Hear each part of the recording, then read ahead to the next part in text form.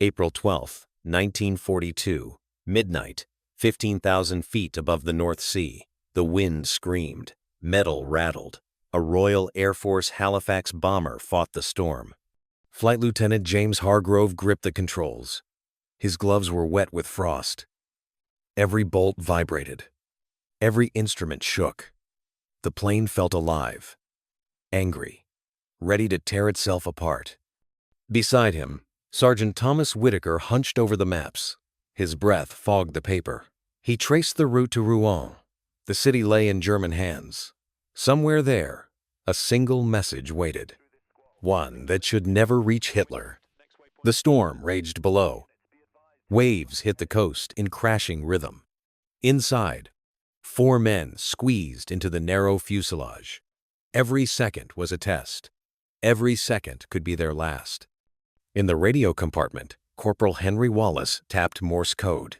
His fingers shook. The message could change everything. If it reached Berlin, it could shift the course of the war. Lightning split the sky. The bomber tilted sharply. Hargrove barked commands.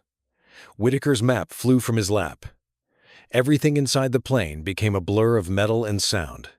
Hours earlier, codebreakers in London had scrambled to keep the Germans blind. Ciphers, code names, encryption.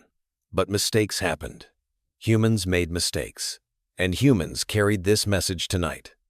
The Halifax began its descent toward Rouen. The storm sharpened. Lightning revealed a German fighter in the clouds. A Messerschmitt Bf-110. Engines screaming. Guns ready.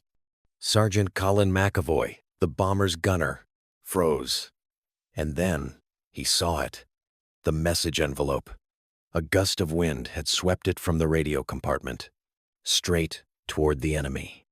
Hargrove's stomach dropped. Whitaker went rigid. McAvoy's eyes widened. That message, that envelope, it was about to fall into German hands. The enemy's grasp. The wind tore at the Halifax as it descended. Rain lashed the windows. Lightning lit the German fighter in sharp flashes. The Bf-110 was close now. Too close. Hargrove fought the controls. Every twist of the wheel was a battle. The plane shuddered. The engines screamed. He could almost feel the bullets slicing through the cold night air. Whitaker shouted over the roar. "Left! Hard left!" His eyes never left the charts. He was calculating, racing, praying. The city below glimmered in shadows. Rouen's streets were silent. But the hub, the communication center, glowed with life. McAvoy's hands were ice. He aimed the rear gun, fingers trembling. He fired bursts into the storm, tracers disappearing into darkness. The enemy fighter wove through the lightning, relentless, precise. Then, chaos. A sudden gust caught the Halifax's tail. The plane rolled violently. The unsecured envelope tumbled across the cabin. McAvoy lunged for it. His fingers brushed the paper. Too late. It slipped through. It landed in a narrow gap by the hatch. Outside, German forces below spotted the movement. A fisherman, a patrol. No one could be sure, but someone picked it up. Someone who understood its value. Inside the bomber, silence fell. Not the quiet of peace, the quiet of horror. Hargrove's heart pounded. Whitaker's jaw was tight. Every man knew one small mistake could cost thousands of lives. Far away, in Berlin, a signal officer would soon be reading that message. And Hitler would hear the words. Words that were never meant for him. Words that could spark decisions no one wanted to see. Lightning cracked again. The German fighter dove. The Halifax groaned under the storm. Hargrove fought the plane, his mind racing. Could they even survive the night? Could they stop the message from reaching its final destination? And then, a shadow passed over the fuselage. Something unexpected. Something that might change everything. Berlin in flames of information. Berlin, April 13th, 1942. Morning light struggled through the smoke and haze of the city. The Führer's office was silent, except for the shuffle of papers. Hitler sat behind his massive desk, eyes narrowing at the new intelligence report in front of him. The envelope had arrived. The message that should never have left Rouen. Typed, coded, precise. Each word carried weight. Each line carried danger. His officers looked on nervously, as if breathing too loud could undo them. Hitler's fingers drummed on the desk. He read slowly, absorbing every detail. The report spoke of troop movements, of vulnerabilities, of Allied intentions that no one in Berlin had yet predicted. A simple document, one piece of paper, yet it felt like a bomb, ready to explode. Meanwhile, in London, the codebreakers had no idea. They had assumed the message was secure, lost somewhere in the storm over the North Sea. They didn't know it had reached Berlin. Not yet. Back in the bunker, Hitler's mood shifted. His jaw tightened. He called for General Jodl. "This changes everything," he said. Words sharp, dangerous. Plans were redrawn on maps. Decisions were made in a matter of minutes. Some harmless mistakes in transmission had suddenly become critical intelligence. The officers hesitated, unsure if they should speak. One of them, Major Kessler, finally whispered, "Mein Führer, this came from our own intercepted communication. It should not have been here." Hitler's gaze burned into him. Then, "Someone has failed me," he hissed. The room felt colder. A shadow of fear passed over the officers. One message, one envelope, had set the stage for suspicion, paranoia, and perhaps deadly decisions. Thousands of miles away, Hargrove and his crew fought the storm over France, unaware that their worst fear had already come true. The envelope was no longer in their hands. Its contents had reached the enemy. And the war, in some small but vital way, would never be the same. Outside, the Halifax struggled. The storm was unrelenting. Engines sputtered. Lightning cracked again. The night seemed endless. But a new danger was approaching, one they could not see, one they could not anticipate. And in Berlin, Hitler made a choice that would send shockwaves across Europe. Decisions that changed the battlefield. April 14th, 1942. Dawn broke over northern France. Fog clung to the ground like a shroud. German troops moved with unusual urgency. Orders had been rewritten overnight. The message that should never have reached Berlin was now dictating strategy. Hitler's directives were clear. Units were repositioned. Supply lines shifted. Patrols increased. Small towns became fortified overnight. The Allies, unaware, were walking into a landscape suddenly transformed. Lieutenant Robert Morgan of the RAF had no idea. He and his squadron were preparing for a routine reconnaissance mission over the same region. The skies were quiet, deceptive, but the ground below had changed. Every movement was now being watched more closely than ever.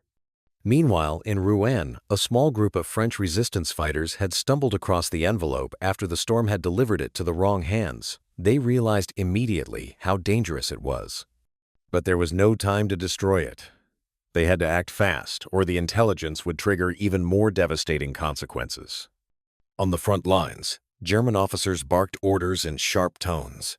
Soldiers, sensing the unusual urgency, moved with mechanical precision. Trains carried reinforcements to towns that, just days ago, were considered safe. Mines were laid, checkpoints established, artillery repositioned. Every decision traced back to a single, stolen message.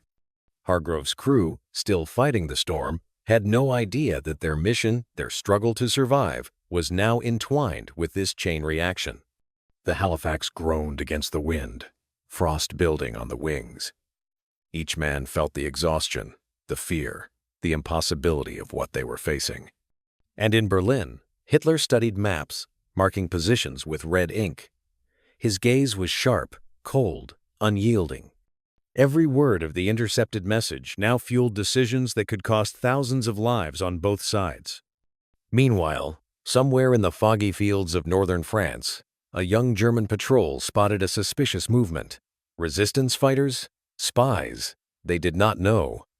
But every action, every choice, had been influenced by that single message, the one that should never have reached the Führer's desk.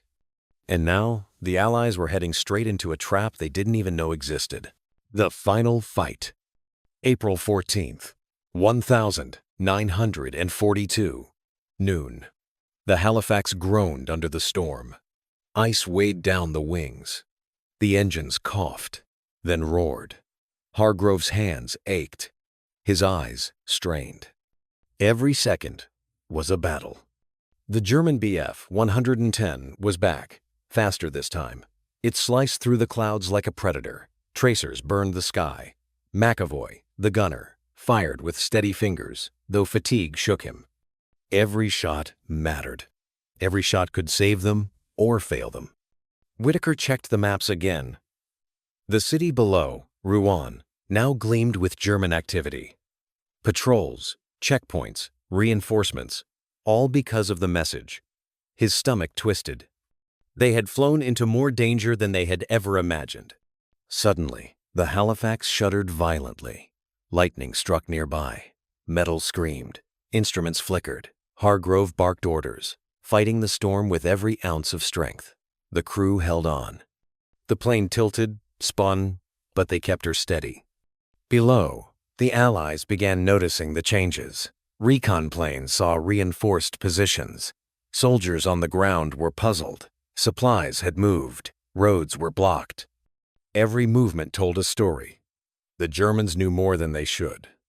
And then the impossible happened.